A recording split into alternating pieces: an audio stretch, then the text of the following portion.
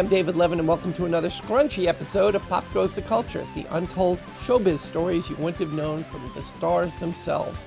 Today, we wrap up my conversation with the legendary Debbie Allen, talking about The Cosby Show and her guest appearance on that show opposite her real-life sister, Phylica Rashad. Now remember, this conversation took place long before the scandalous revelations surrounding the then-beloved Bill Cosby. Plus, in the house with LL Cool J. Let's talk about The Cosby Show a little bit, because obviously your sister's on it. Yeah. She's got a career of her own, which is wonderful. Each one of you has sort of crafted your own thing. And you were on The Cosby Show also. Could you talk about both of those things? Link them up however you want. Well, we were so thrilled when Phylicia came and said she was doing this new show called The Cosby Show. We all knew Bill Cosby. We loved him. We had no idea the show was going to do what it did. We had no idea that he had gone through so many changes, that the show had been rejected by every network. No one really believed it. And then NBC said, okay, we'll give it a shot. And there was Phylicia. And he just adored her. He adored her because Phylicia was always to herself. She was never a busybody, but she always could keep up with him. She never was trying to be funnier than him or even be funny. She just wanted to be his wife, and she could banter with him and keep Cliff in line, and he liked that. And I actually got to be in the show twice. First, I was her crazy, zany exercise instructor. And, oh, I had fun torturing her. I made up some lines. Honey, I told her thighs looked like two pigs in a blanket. I was just making up stuff then.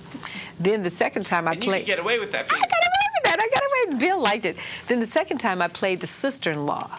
I played her brother's wife, who was a real bitch. Oh, she was just evil, just bad.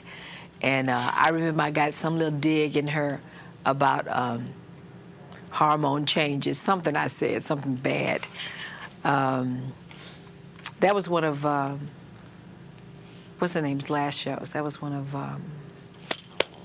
who died of breast cancer. Remember she was in Blazing Saddles, why can't I say her name? Oh, Madeline Kahn. Yeah, that was one of Madeline Kahn's last shows. She was adorable. She gave me a lot of fun, and she ragged me in the show. It was funny. Love Madeline. Yeah, Madeline was great. The interesting thing about your sister being cast is that he cast her twice.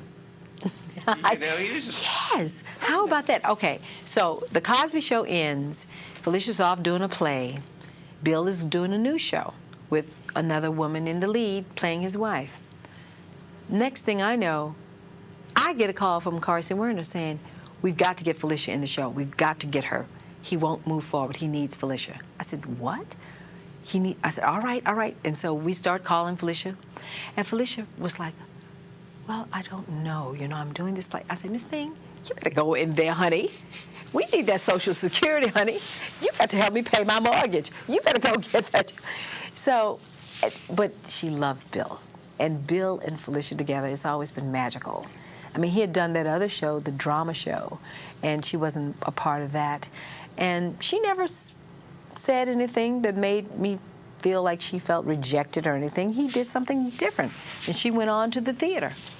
But he called her back, and she was just hesitating a little bit. Well, I have the play. I said, Miss Thing, they'll work it out. And they did. They flew her back and forth from the play, back and forth, back and forth. Jay Sandrich said that when she was laughing at him on that set, that was not acting. That was just her laughing. It was her laughing.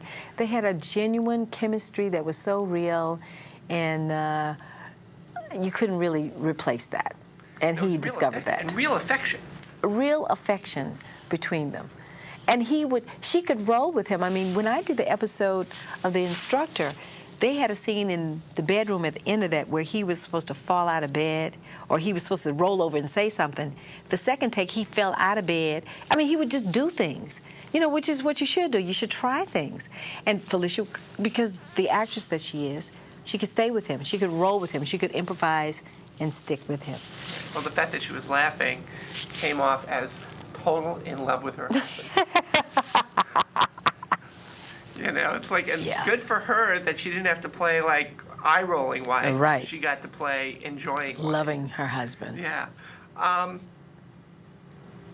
You've worked with some amazing people over the years. Yeah. What's the best piece of advice you've ever got? that's stayed with you? The best piece of advice that I've gotten came from Bob Shearer, who was a director on Fame, who said to me, "Kid, one thing at a time. One thing at a time." That means a lot of things. It means steps. Well, you certainly got to do many things. Did you listen to him? Yeah, I did, because I remember he said that to me because we had this big dance number to shoot, and he was shooting this other shot. I said, but Bob, we've got to get, in times ago, Bob, we have to. He said, "Kid, one thing at a time, and you'll get there." No, okay. So it's not finished, all right. So you just have to kind of just pull back a little bit, know when to pull back and let it kind of happen and push it along, but know that it can happen. I don't know, that was good advice as a director. It really was good advice. Debbie, what have we missed? I don't know, we didn't miss much, maybe except In the House with LL Cool J. Oh, yeah.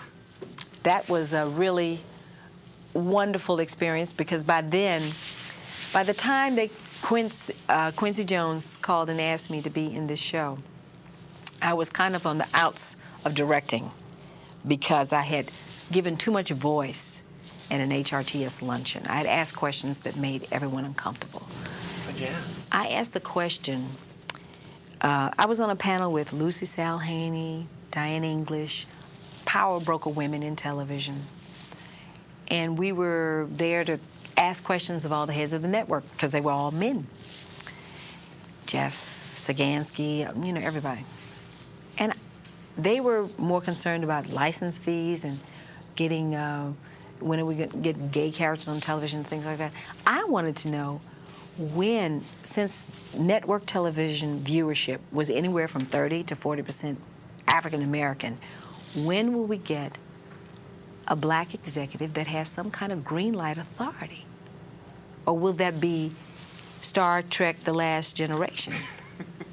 I asked that question, and you would have thought I put Jesus on the cross. I asked a question, and it was a question that I polled many of my seniors, because I didn't just go up there. I talked to Diane Carroll. I talked to a lot of people before I went up there. I said, "What question would you ask?"